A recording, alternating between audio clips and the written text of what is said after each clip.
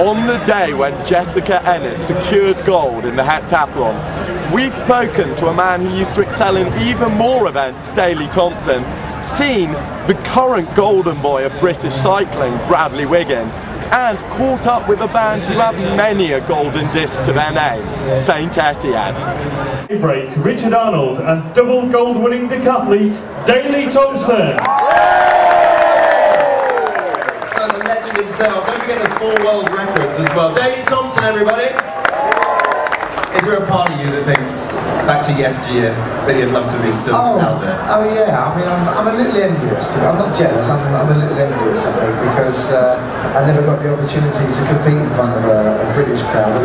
Yeah, all my stuff was done abroad, but you know, I'm also very happy and pleased, as you say, to be involved a bit and getting to see it every day.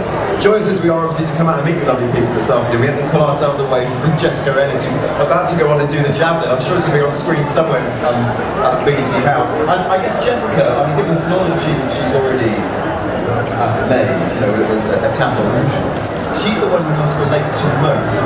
It's endurance, power. Yeah, obviously we're both multi-eventers, and she started off yesterday with a personal best, and obviously you can't ask her anymore.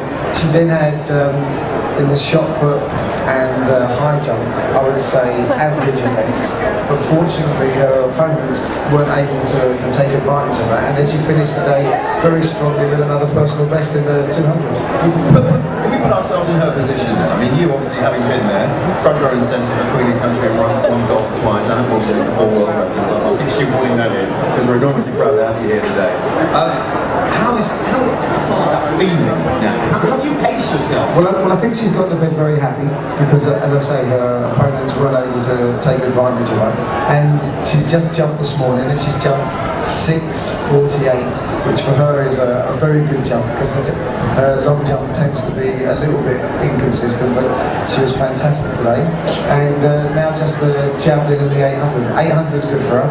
Javelin again is a bit inconsistent, but I think as long as she's over 40 metres, she'll not only win, but she's going to be very close to her personal best score. There you go. Question for Daley Thompson. Hi Daley, we're from Anchorfan, a social sports media website, and you have probably the most iconic moustache in British sport.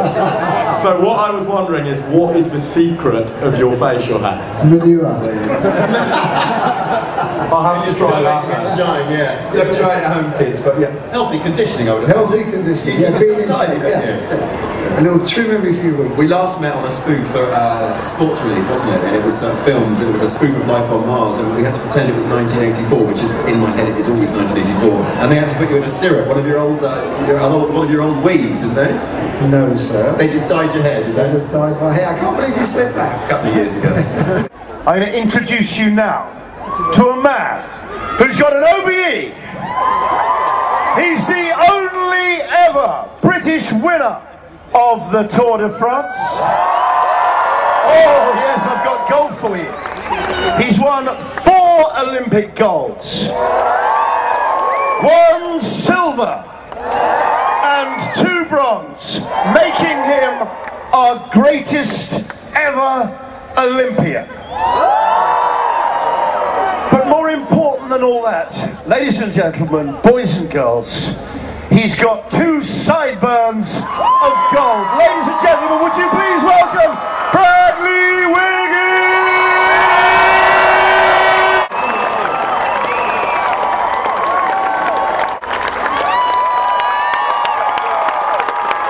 Is this your best Olympics ever? You've done 3 now. Yeah, I don't think anything will ever top what's happened this last week or so at the London Olympic Games. It's been phenomenal, really good.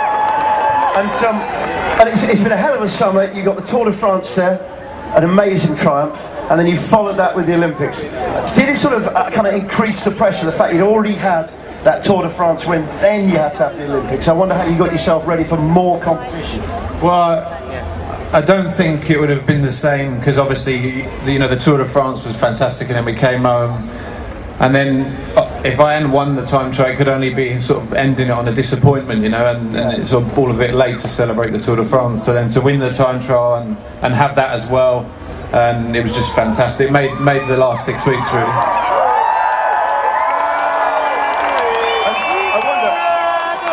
able to sort of properly celebrate the Tour de France, or as soon as you finish that, I presume you had to then just focus straight away on the next? Because obviously I wasn't just the time trial, I was here to ride for Mark Cavendish in the road race, so that was only 5 days, so we had no time at all. Now, when you're on the road and you're racing, can you take in, I mean, what do you take in as you're moving along so fast? Can you see everyone waving the flags? Are you conscious of people kind of cheering you on? How much does that help? On the time trial in particular, you couldn't fail to, as much as you're trying to concentrate, you couldn't fail but take everything in. It was incredible, and I said at the end, I'm never ever going to experience anything like that ever again. And I assume that really helps you go through the pain when you've got so many people willing you on, more than you had at the Tour. Yeah, probably, yeah. It does. Certainly in the final, when the last couple of miles or whatever to the finish line, it was just a way of getting that last bit out. Okay, and when do you get back on your bike now? Is that, you going to rest up for a bit? I don't know. do you ever look at your bike and think, I've sort of had enough of something? Or is it always your friend? No, there'll come a point where I have to go back to work, really, and it's important for routine and everything that I do that, and I've got a job to do still, so it's my day job, and I've still got to race the rest of the season. Okay, and is it party time now in the athletes' village? And what do you do in the village when you've actually finished competing? What happens there? Do you just go to McDonald's? Well, yeah, a lot of people do. A lot of people do that while they're still competing, but I think everyone just goes out and gets on it, and then get on it. Get on it, gang. That is a British athlete talking to you. That's my kind of training. And then obviously the athletes haven't drunk for months on end, so they he takes a couple of drinks and they're all really stupid. So it's sort of worth the training for the money you save at the bar.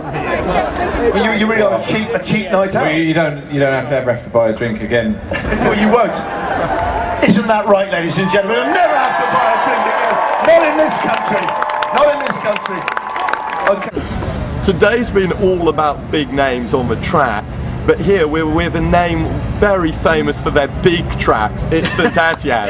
Guys, we are honoured to join you. You're famous for your work as a group, so I was wondering if to start with we could maybe ask you, if you were running a relay event in the Olympics, how would you line up? What, the three of us? Yeah, who would be ordered where? Who's quick off the block? No. I'd probably fumble the handover this time. That's what I used to do at school. Perhaps you should. I'd be right at running and then I go. Maybe on the last leg then. Yeah, I should do that. Yeah, that's it. Yeah. Get the glory. I'll go first, because I like to get things out of the way when I'm nervous. That sounds like Bob in the middle, that's fine. That's the dream team, man. This morning we spoke to Daley Thompson. Did you? And he was saying us all about the decathlon. I wonder which event you guys would fancy yourselves up if you could take on one event with decathlon. Is decathlon all windows? Sorry, I'm being is that with the javelin and the 10 events. You take your pick, okay. It's in there somewhere. And has it got long jump? It has indeed. Long jump. Is that your event? I was always best at that at school. Oh, really? Okay, maybe we'll see a bit of that later on the stage too. High jump, maybe. Yes. Relatively tall. Definitely. So you'd have the jumps covered between you. Are you flexible enough to do that? I was. No, probably not. Shooting. Now, a lot has been made ahead of this Olympics about the importance of a home crowd. How are you guys feeling about playing a home crowd here in Hyde Park tonight and the atmosphere that you're lapping up the Olympics? The only thing we're worried about is if there's something brilliant on the screens and we come and stop it. That's what it's all about, the timing, isn't it? That's the worry. So hopefully there's a lull. Hopefully Mo Farah's not on when we come on. Really cheesed up. If not, you can maybe form a soundtrack. Do that. Have you ever thought about recording a sort of sports anthem, and maybe if you'd recorded a song for the Olympics, what would that track have entailed and captured? I know, we should have, well, we did one that wasn't really, we did one called Steeplechase, which went on a compilation. It wasn't like an official one. It'd be nice to do that. Should put some more planning in. I can imagine us doing something synchronised swimming. If you were to write such song, what do you think it would focus on? A sporting anthem for the Olympics, maybe? Yes, for the whole thing. What, the overall... Yeah, we were quite disappointed in the opening ceremony, quite frankly. Not really. Where was the call? Danny missed that speed dial moment. No. I like the volleyball's got some good music soundtrack. It's good when the events actually have a sort of DJ behind it. It's quite like that. Isn't volleyball the most attended? Beach volleyball, most attended thing of the whole Olympics. Yeah, it's the hottest thing in town. It adds to the atmosphere. I was going to ask you actually, which everyone seems to, particularly because it's a home Olympics, got into an unusual event and started following that. Yes. Are there maybe more apart from the volleyball that have caught your guys' attention, and you've become fans of only this Olympics? Well, even I've never watched judo before this Olympics, and that because it seems to me a really odd sport. Sure. But I really got into it. The women's judo was really exciting. Once you start winning medals, it gives you a way in, sort of thing. You think, oh, we're quite good at this. Do you now know your Ippon from your? Not really. Yeah. I was very excited. Yeah, she did one. The one that. You finished. Is that the Ippon? The one that? Yeah, I think she won it by Ippon. Yeah, that was pretty good. We've been getting into the women's football in our house. My youngest son's really obsessed with women's football. I think it's the semi-final on Monday. I think it might be in the quarterfinal, but no, on Monday they threw. If they get yeah. So no, he's trying to get me to get tickets to that. So okay. He prefers that to the men's football. Yeah, weirdly. That's an interesting decision. Yeah, I wonder why he's looking for that. And what's been your highlights so far of the Olympics, and what are you most looking forward to over the next week? I do like the whole Bradley Wiggins thing, I have to say. He's just brilliant. It's because he just looks like someone that you might be chatting to down the pub or something. He doesn't sort of strike you as this uber athlete, and he's clearly so amazing. So I really love him. Things to look forward to. What's coming up? Well, tonight is Mo Farah tonight. Really exciting. Hopefully we can watch that if we're not on. Ruining everyone's fun. The heptathlon's been really good. Yeah. I don't know where we're at the moment. I think there's one more event to go this evening. But Jessica Ennis is looking very good. At 10 o'clock. I think you'll be after that then. No, don't worry. Maybe you can be the victory song for Jessica Ennis. Let's hope so. I saw the triathlon this morning as well, and that was incredible. You just can't believe people can do these things. It's incredible. It's sad to get a medal, but it's just brilliant they can even do that. I was saying that, bloody hell. There's been a lot of opportunities here in BT London Live to try out different sports.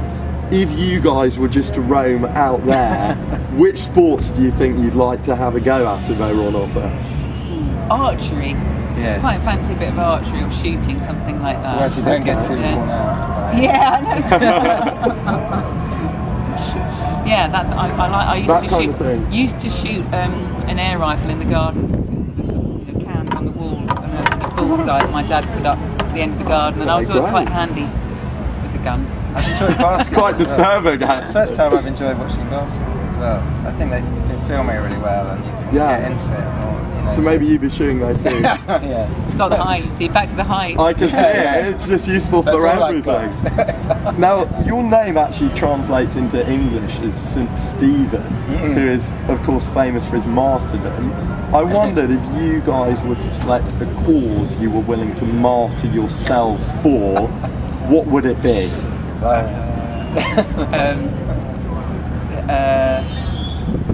Oh God, you've stumped us now. I would martyr myself for the I don't know. Come on, Pete. Drink. Children in sweatshops. Children in sweatshops. That sounds very fitting. I couldn't have asked for that. Couldn't have asked for a better answer. We want more children in sweatshops. That's a cause you're willing to die for. I wonder what legacy you'd leave behind after that. And then I saw your website, which I loved, and the title bar is sort of modelled on a tube map. I wondered whether there was a lot of talk about how travel would be affected during the Olympics. Have you experienced any of that? And also, which is your favourite London tube stop? I have been in and out of London a few times during the... And do you know, nothing. I've not got held up. Today, there was nothing. I think everyone's just run away from... Anyone that lives in London has left. And then the kids are, all on a holiday, so there's no sort of, school runs, and everyone's on holiday and stuff. It's been really easy. It's been fantastic. So I live in Brighton. I've been in and out, and it's just been the fact that lots of people coming back on the train, dressed up as runners and stuff like It's just fine. It's quite exciting listening to their tales of what they mean to see and all that. I got a seat, so that was alright. Otherwise, I would. Which events are you going to? None actually. They were all on telly. Bob went to swimming. Bob went to swimming. Yeah. I'm definitely going to try and go to. Yes, Yeah. I'm going to go. I'm trying to get tickets for Wembley. I haven't tried it. So it seems a bit complicated. I have to confess. But I'm sure it's not going to be. Because I heard on the radio the other day that you can just walk up at Wembley and just get a ticket. That they're not sold out or anything. Yeah, I think particularly some of the women's you might be able to do that. Maybe that's what I'm hoping. Mind you, I don't want to risk turning up with kids in tow and then not be able to get in.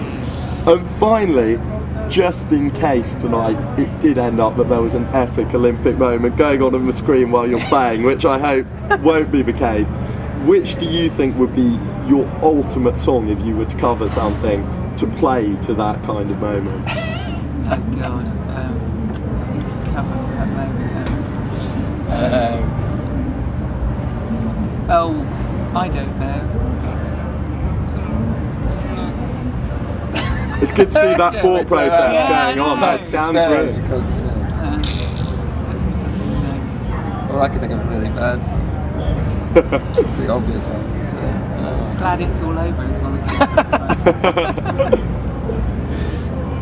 That'll do. Glad it's all over. That sounds like the perfect answer. Well, thank you very much. It's been a real pleasure to meet you.